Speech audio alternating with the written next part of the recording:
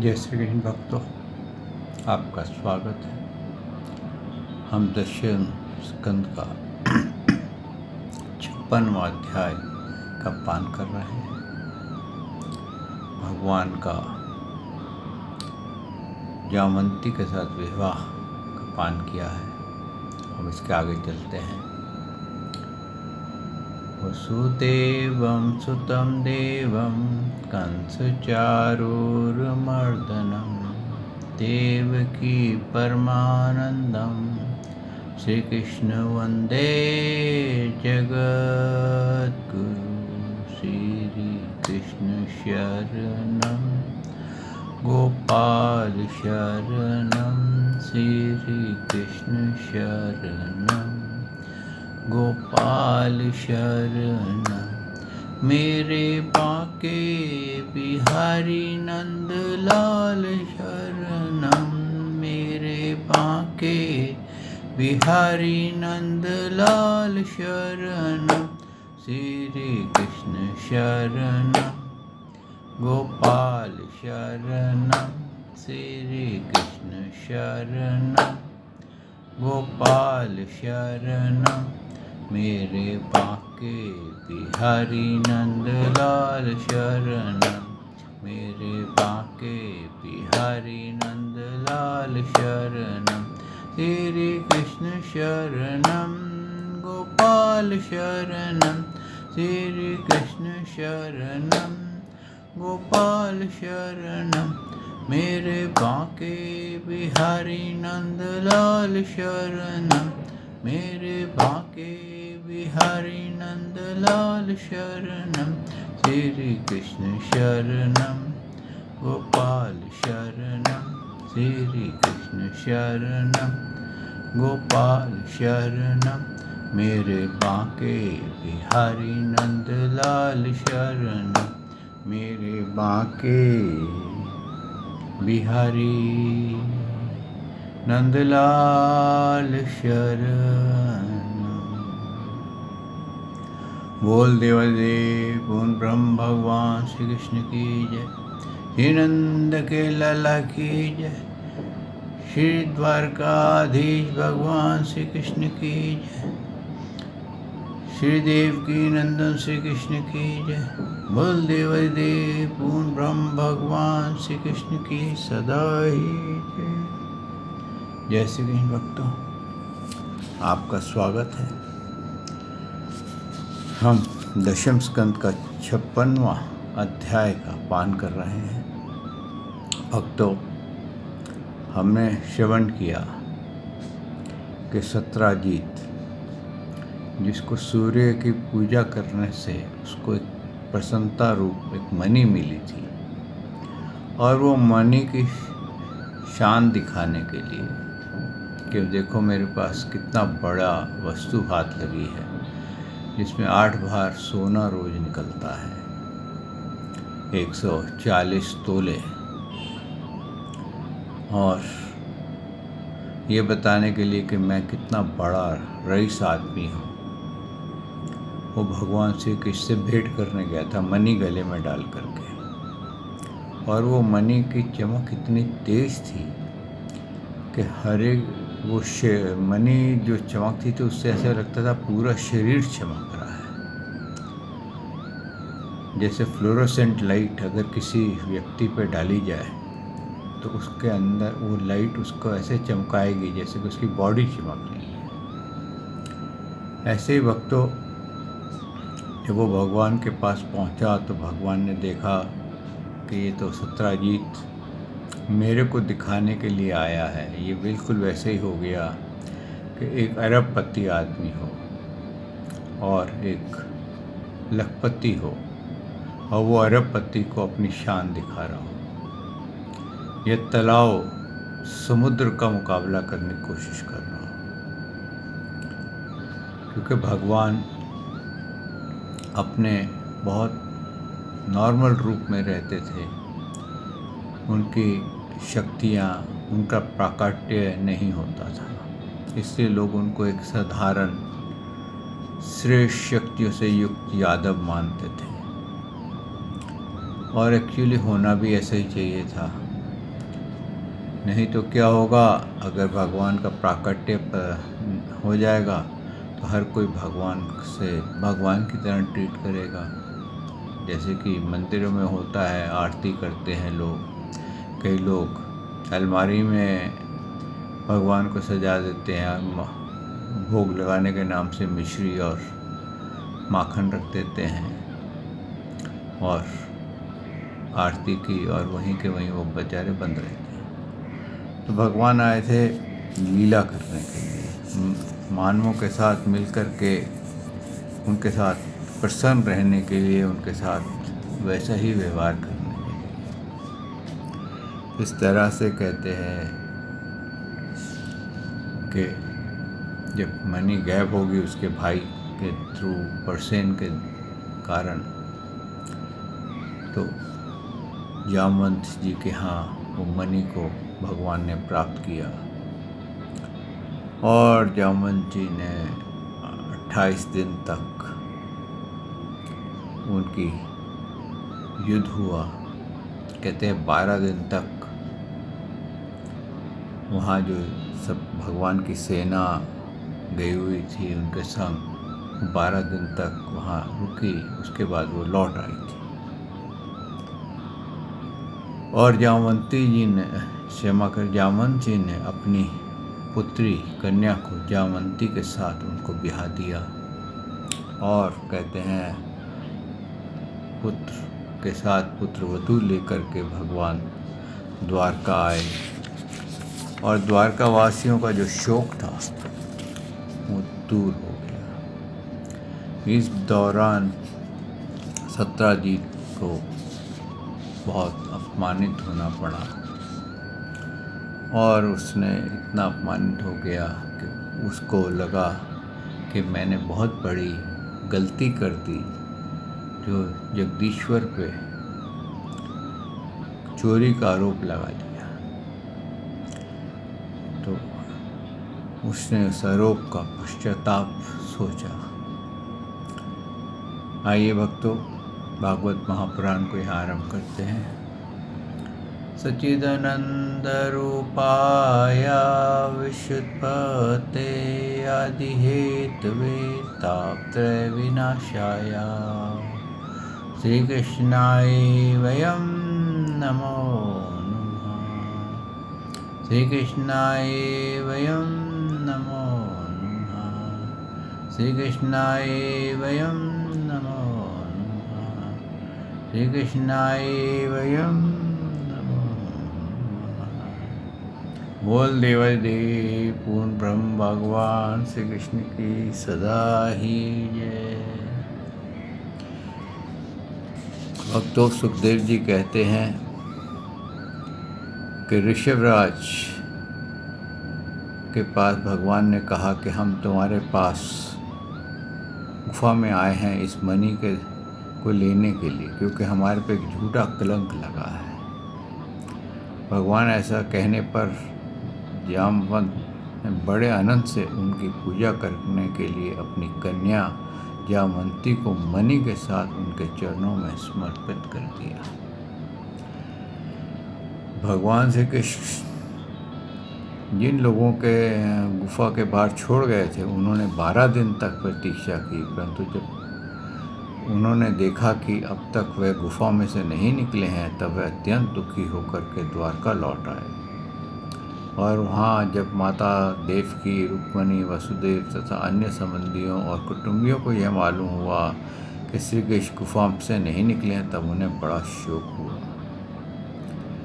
सभी द्वारकावासी दुखित होकर के सत्राजीत को बुरा भला कहने लगे और श्री कृष्ण की प्राप्ति के लिए वो महामाया दुर्गा देवी की शरण में गए।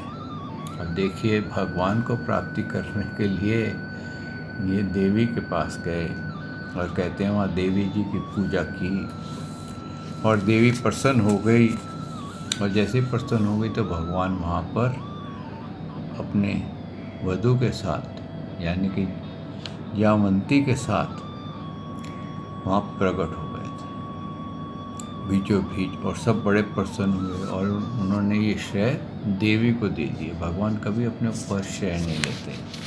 दूसरों का श्रेय दे देते हैं। देखो कितनी बड़ी शक्ति है, उनको मान दे दिया कि इनके कारण, इनकी पूजा के कारण इन्होंने मुझे तुम्हारे बीच में प्रकट कर दिया। आप सब बहुत प्रसन्न हुए। सत्यजीत को इस बात का बहुत दुख हुआ। उसको अपने, कहते हैं, अपनी आँखों पे आंसू आ गए और बहुत दुखी होने लगा। फिर उसने सोचा कि मैं इसका क्या करूं जिससे कि मैंने जो कलंक लगाया है उससे मेरा कल्याण हो जाए, मैं ये कलंक भी मिट जाए और मेरा और श्री कृष्ण का मनोमलेट जो हुआ है, आपस में मिसअंडरस्टैंडिंग हुई है, वो भी दूर हो जाए। तो उसने भगवान श्री कृष्ण से अपनी पुत्री सत्यभामा और समंतक मणि सहित दहेज में उनको भेंट कर दी। अब जब वो भेंट कर दी सत्यभामा से, उन्होंने पानी ग्रहण किया, तो भगवान ने कहा एक कार्य कर सत्यजीत कि तुम मणि तो अपने पास रखो और इसके ऊपर से जो 8 भार सोना यानी कि 140 तोले सोना जो रोज निकलता है वो हमारे पास जमा करा दिया कर। तो यहाँ पर टीकाकारों ने कहा है कि भगवान करे ऐसे ससुराल सबको मिले जिसके यहाँ से 140 तोले सोना रोज आ जाया करे।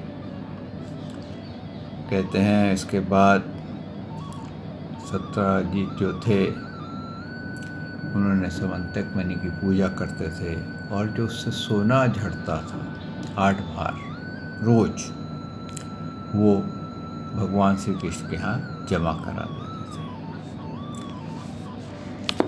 फिर इसके यहाँ पर, अब यहाँ पर 56वां अध्याय का विश्राम होता है और सावन में अध्याय का आरंभ होता है। समंतक मणि का हरण, शन धनवा का उद्धार और अक्रूर जी से फिर से द्वारका बुलाना।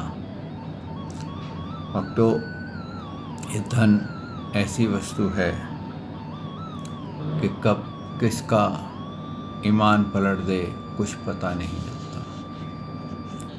मैंने आपको जब भी भागवत के उसमें चल रहे थे हम दशम स्कंद के आरंभ में, और ये बताया था कि ये धन जो है बहुतों का ईमान पलट देता है। यहाँ पर भी यही हुआ कि अक्रूर जी ने भगवान श्री कृष्ण के दर्शन कर लिए थे, जान गए थे कि ये पूर्ण ब्रह्म है, लेकिन माया ने ऐसा पर्दा डाला कि वो उसमें बहक गए। ऐसे ही भक्तों, हमारे मन सहित इंद्रियां हमारे को कब और कहाँ बहका दें इसका पता नहीं चलता। कहते हैं जो इंसान मन, वाणी और इंद्रियों को बस में नहीं करता वो सदा दुखी रहता है। कहीं ना कहीं कुछ ना कुछ उसकी प्रॉब्लम चलती ही रहेगी। क्यों कि इंद्रियां कभी कुछ, एक डिमांड ख़त्म होगी तो दूसरी ख़त्म हो जाएगी। जैसे आपने दिन का भोजन किया तो शाम की चाय की चिंतन हो जाएगी, शाम का चाय का चिंतन समाप्त होगा तो रात का भोजन की हो जाएगी, और फिर सवेरे का हो जाएगा, तो वो साइकिल चलता ही चला जाता है। इसी प्रकार एक उदाहरण देते हैं कि इंद्रियों के विषय बिल्कुल वैसे हैं कि जब तक अग्नि में ईंधन डालते रहो तो अग्नि बुझती नहीं है। वो तभी बुझती है जब ईंधन समाप्त हो जाता है। इसी प्रकार से भक्तों, हमारी लालसाएं, इच्छाएं तृप्त नहीं होती हैं अगर हम उसमें विषयों का ईंधन डालते रहें। जो मानव अपने इंद्रियों को, अपने विषयों को वश में कर लेता है, वो प्रसन्न चित्त से हर जगह घूम सकता है। कहते हैं उसी को सन्यासी कहा है। निष्काम कर्म करने वाला ही सन्यासी होता है। अगर कोई घेरवे वस्त्र पहन ले और सांसारिक पदार्थों में उसका चिंतन बना रहे तो वो साधु नहीं कहलाता है। इसी प्रकार से भक्तों आगे सुखदेव जी कहते हैं, परीक्षित, यद्यपि भगवान श्री कृष्ण को इस बात का पता था कि लाक्षागृह की आग से पांडवों का बाल भी बाका नहीं हुआ, तथापि जब उन्होंने सुना कि कुंती और पांडव जलकर मर गए हैं, तब उसे समय कुल परम योजित व्यवहार करने के लिए वे बलराम जी के साथ हस्तिनापुर गए। वहाँ जाकर के भीष्म पितामह, कृपाचार्य, विदुर, गांधारी और द्रोणाचार्य से मिलकर उनके साथ संवेदना सहानुभूति प्रकट की। उन लोगों उनसे कहने लगे, हाय हाय, यह बहुत ही बड़े दुख की बात है। कहते भगवान श्री कृष्ण हस्तिनापुर चले जाने से द्वारका में अक्रूर और कृतवर्मा को अवसर मिल गया। उन लोगों ने शंतनुमा को आकर कहा, तुम सत्यजीत से मणि क्यों नहीं छीन लेते? सत्यजीत ने अपनी श्रेष्ठ कन्या सत्यभामा विवाह हमसे करने का वचन किया था और अब उसने हम लोगों का तिरस्कार करके उसे श्री कृष्ण के साथ ब्याह दिया है। शंतनुमा पापी था और अब तो उसकी मृत्यु भी उसके सिर पे नाच रही थी। अक्रूर और कृतवर्मा के इस प्रकार बहकाने पे शंतनुमा ने बातों में आ गया और उस महादुष्ट ने लोभवश सोए हुए सत्यजीत को मार डाला। देखिए, भड़काया किसने? अक्रूर जी ने और कृतवर्मा ने, और उसको मरवा दिया सत्यजीत को। किस लिए? मणि प्राप्ति के लिए। मणि क्योंकि 8 बार सोना दे दी थी, उनको लगा ये अगर हमारे पास होगी तो हम बड़े रईस हो जाएंगे, हम इसका दान करेंगे। अब ये चीज़ समझने की बात है कि किसी की हत्या के ऊपर पाया हुआ धन का अगर आप दान करेंगे तो उससे पुण्य नहीं लगेगा।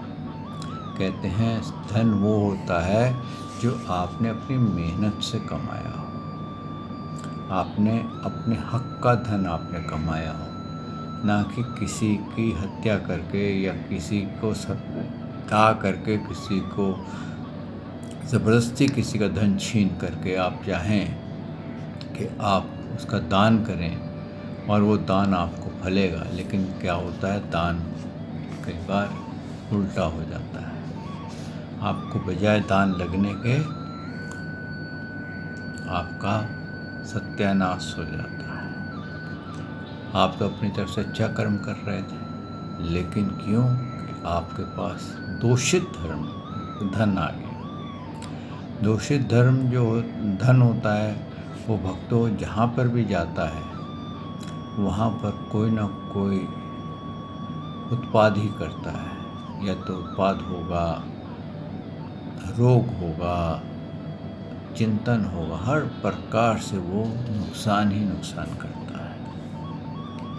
कहते जब सत्यभामा को ये पता चला कि मेरे पिता की हत्या हो गई है तो उन्होंने सत्यजीत को एक तेल के कढ़ाई में डलवा दिया और वो हस्तिनापुर चली गई। कहते हैं वहाँ हस्तिनापुर गई और भगवान को जब उन्होंने बताया तो भगवान मानव की लीला करते हुए रोने से लगे कि हाय बड़ा दुख की बात है कि हमारे ससुर जी चले गए। और टीकाकारों ने यहाँ कहा है, आप अपने पिता के रोने पे बेशक मत रोइए, लेकिन अपने ससुर के रोने पे ज़रा जोर से रोइए तो आपके घर में शांति बनी रहेगी। इस तरह से कहते हैं जब भगवान वहाँ से वापस आए, उन्होंने सत्यभामा को कहा कि ठीक है हम चलते हैं, पता करते हैं क्या हुआ क्या नहीं हुआ। तो पता चला कि इसने हम पता करते हैं कि तुम्हारे पिता को किसने मारा है। पता चला कि शतधन्वा ने उनका वध किया है। तो भगवान ने शतधन्वा के ढूंढने के लिए द्वारका से बाहर निकले तो देखा वो घोड़े पे बहुत तीव्र गति से जा रहा है। उन्होंने उसका पीछा किया। पीछा करते करते बहुत दूर तक वो निकल गए और निकलने के बाद उन्होंने शतधन्वा का घोड़ा जो था वो थक के गिर गया और वो शतधन्वा पैदल ही भागने लगा। जब भागने लगा तो भगवान श्री कृष्ण भी रथ से उतरे और उसका पीछा करके देखा कि अब ये बहुत तेज़ भागने की कोशिश कर रहा है, तो उसको अपने सुदर्शन से उसकी नमो नमाया कर दी। अब भक्तों, जिस किसी का भी सुदर्शन से वध हुआ, देखा जाए तो हकीकत ये है कि वो मोक्ष का अधिकारी बन जाता है, क्योंकि भगवान जिसका वध कर दें उसको अपने आप ही कहते हैं ऑटोमेटिक ही मोक्ष की प्राप्ति हो जाती है। अब भगवान ने जब उसके कपड़ों में देखा मणि कहाँ छिपाई है तो उनको मणि नहीं मिली। उन्होंने बलराम जी से आकर के कहा कि मणि तो है नहीं, अब क्या करें। तो उन्होंने बलराम जी ने कहा, देखो हम बहुत दूर निकल आए हैं, मैं यहाँ मिथिलापुरी में जनक जी से मिलने के लिए जाता हूँ और आप द्वारका जाओ और इसका पता करो कि मणि किसने चुराई है। कहते जब मिथिलापुरी में बलराम जी रह रहे थे तो उस समय धृतराष्ट्र के पुत्र दुर्योधन ने उनसे प्रार्थना की कि मुझे गदा युद्ध की शिक्षा दीजिए। तो बलराम जी ने उसको गदा युद्ध की शिक्षा दी। फिर पता चला कि अक्रूर जी और कृतवर्मा दोनों ही गायब हो गए। जब उनको पता चला कि भगवान ने शतधन्वा का वध कर दिया है तो अक्रूर जी और कृतवर्मा दोनों ही वहाँ से द्वारका से निकल गए। अब निकल गए वो जगह जगह खूब, जहाँ भी जाते थे 8 भार सोना रोज मिलता था उनको, और उन्होंने खूब वहाँ दान करते थे, खूब पकवान बन रहे थे तीर्थों में, बड़ा अक्रूर जी की जय जयकार हो रही थी। तो भगवान को पता चला कि ये मणि जो है ये अक्रूर जी के पास है। तो उन्होंने अक्रूर जी को ढूंढवाया कहाँ है क्या है, तो पता चला वो एक तीर्थ में है और वहाँ बहुत बड़ा दान कर रहे हैं, यज्ञ कर रहे हैं, तो अपना कहते परमार्थ सुधार रहे हैं। लेकिन उनको क्या मालूम कि परमार्थ सुधार रहे हैं कि बिगाड़ रहे हैं। क्यों कि ये मणि जो थी हत्या से प्राप्त की गई थी। तो जब अक्रूर जी वहाँ आए, द्वारका आए, तो भगवान ने बड़े प्रेम से उनका आदर सत्कार, खूब आदर सत्कार किया, जैसे कि बहुत ही महान आदमी आ गया है। और जब खूब आदर सत्कार हुआ तब उन्होंने अक्रूर जी को बड़े प्यार से बोला, चाचा जी आपने धर्म तो बहुत किया, दान भी बहुत किया, लेकिन हमारे को एक प्रॉब्लम हो गई है। बोले क्या? बोले ऐसा है अक्रूर जी, हमें मालूम है कि मणि तो आपके पास है, आप मणि अपने पास ही रखिए, लेकिन एक बार सत्यभामा को ये दिखा दीजिए कि मणि आपके पास है, नहीं तो वो क्या सोचेगी कि इन्होंने मेरे पिता को मार करके और मणि अपने पास रख ली है। तो पहले भी मेरे पे इल्ज़ाम लग चुका है कि मैं मणि का चोरी करी है, अभी भी इल्ज़ाम लगेगा, तो आप इतना तो मेरे पे कर सकते हैं। तो अक्रूर जी ने कहा ठीक है, मैं मणि दिखा देता हूँ। सत्यभामा को बुलाया गया और उन्होंने अपनी कहते हैं गुथड़ी में से मणि निकाली और उसके दर्शन करा दिए। अब वो अक्रूर जी समझ गए कि मैं फंस गया हूँ। अब भगवान ने कहा कोई बात नहीं अक्रूर जी, अब आप एक काम करिए, अब आप इस मणि की 12 घंटे की जो पूजा है, सेवा है, वो आप कीजिए, और जो 8 भार सोना इसका रोज निकले 140 तोले, वो आप हमारे यहाँ जमा करा दीजिए। अब अक्रूर जी 12 घंटे जब उसकी पूजा करते थे तो नारायण की पूजा कैसे करें? 12 घंटे पूजा करने के बाद चिंतन करने के बाद कुछ और भी क्रम होते हैं। तो यहाँ पर भगवान जी ने अक्रूर जी को माया के पूजन में लगा दिया था। क्यों? कि उनका अभी कल्याण नहीं होना था। वो लोभ में पड़े हुए थे, वो अहंकार में पड़े हुए थे, अपने ऐशो आराम में पड़े हुए थे। जब भगवान को जान भी गए तब भी वो उनसे विमुख थे। ऐसे ही भक्तों, हम ये जान जाते हैं कि श्री कृष्ण सबसे श्रेष्ठ है, उनसे कोई भी ऊपर नहीं है, वो सबके स्वामी हैं। वो सृष्टि से पहले भी थे, आज भी हैं और सृष्टि के बाद भी रहेंगे। और मोक्ष के दाता केवल श्री कृष्ण हैं।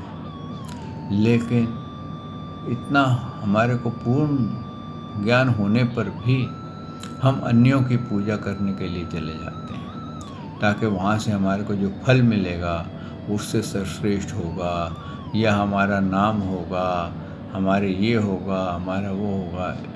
इस तरह से हम कहते हैं अमृत को त्याग करके विष को पीने चले जाते हैं। सागर को त्याग करके हम तालाब पे चले जाते हैं। तो यही अक्रूर जी के साथ हुआ।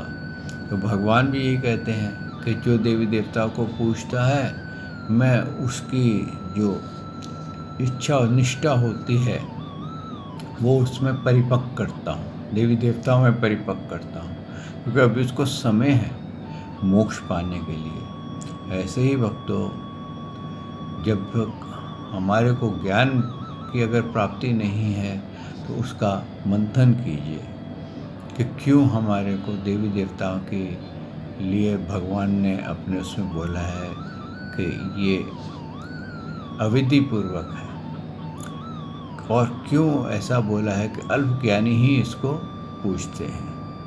तो आप इसका मंथन किसी श्रेष्ठ पुरुष से जो ज्ञानी हो उसके साथ विचार कीजिए और जानिए। क्यों? कि जब तक आपके अंदर संशय बना हुआ है भगवान के लिए, तब तक आप भगवान की पूजा नहीं कर सकेंगे। और कभी कट्टरपंथी में आकर के पूजा मत कीजिए, क्योंकि अगर आप बोलेंगे बस मैं तो सिर्फ श्री कृष्ण के अतिरिक्त और कहीं नहीं जाऊंगा, और ये मैं उनका किसी का तरफ वो नहीं करूंगा, तो उस कट्टरपंथी में क्या होगा? आप श्री कृष्ण को तो प्राप्त करेंगे, लेकिन आप बहुत सारे उच्च ज्ञानों को छोड़ देंगे। तो आप कहते हैं कि आपका जो लक्ष्य है वो तो श्री कृष्ण है। आपने जाना तो हिमालय पे है। अगर मार्ग में आपको कुछ ऐसे व्यक्ति मिलते हैं जो आपकी सहायता करते हैं, तो आपको लगे मैं लक्ष्य से भटक रहा हूँ, तो भटकिए नहीं। उनको नाराज़ नहीं कीजिए, वो जो कर रहे हैं उनको करने दीजिए। आप अपने लक्ष्य की तरफ बढ़ते चले जाइए। जो इंसान अपना लक्ष्य छोड़ करके भटकने लग जाता है, वो फिर सदा भटकता रहता है। तो भटकिए नहीं, अपने लक्ष्य को साधिए और उस लक्ष्य को भगवान श्री कृष्ण को प्राप्त कीजिए। अगर आपको जीवन मृत्यु से बाहर जाना है और अगर आपको सांसारिक भोग भोगने हैं, तो भगवान श्री कृष्ण के कहते हैं फिर मेरी पूजा करने की आवश्यकता नहीं है। फिर मैंने सारे देवी देवता अनेकों प्रकार के फल देने वाले बनाए हैं, तुम इनकी पूजा करो, क्योंकि फल तो मैंने ही देना है, लेकिन इनके थ्रू दूंगा फिर मैं। तुम्हारे को शायद लगेगा ये जल्दी हो जाता है। इस प्रकार से भक्तों, अक्रूर जी को उन्होंने 12 घंटे की पूजा करते थे, और वो 8 भार सोना ला कर के रोज़ भगवान को देते थे। और उनकी जो निष्ठा थी वो अब भगवान से हट करके माया में हो गई थी। और इसी पर यही संदेश भगवान ने दिया है कि जिसकी निष्ठा माया में हो जाए, उसको माया में अभी समय नहीं आया उसको बाहर निकलने का। फिर उसको ज्ञान मिलेगा, फिर वो वहाँ से बाहर निकलेगा। आइए भक्तों, आज हम इस वाणी को यहीं विश्राम देते हैं, और प्रभु ने चाहा तो कल इसके आगे का पान भागवत का हम करेंगे। श्री कृष्ण शरणं गोपाल गोपाल शरणम श्री कृष्ण शरणम गोपाल शरणम मेरे बांके बिहारी नंदलाल शरणम मेरे बांके बिहारी नंदलाल शरणम श्री कृष्ण शरणम गोपाल शरणम श्री कृष्ण शरणम गोपाल शरणम मेरे बांके बिहारी नंदलाल शरणम मेरे बांके बिहारी नंदलाल शरणम। बोल भगवान श्री कृष्ण की, श्री नंद के लाला की जय, श्री देव की नंदन श्री कृष्ण की जय, श्री द्वारकाधीश भगवान श्री कृष्ण की जय। बोल देवदेव पूर्ण ब्रह्म भगवान श्री कृष्ण की सदा ही जय। जय श्री कृष्ण भक्तों।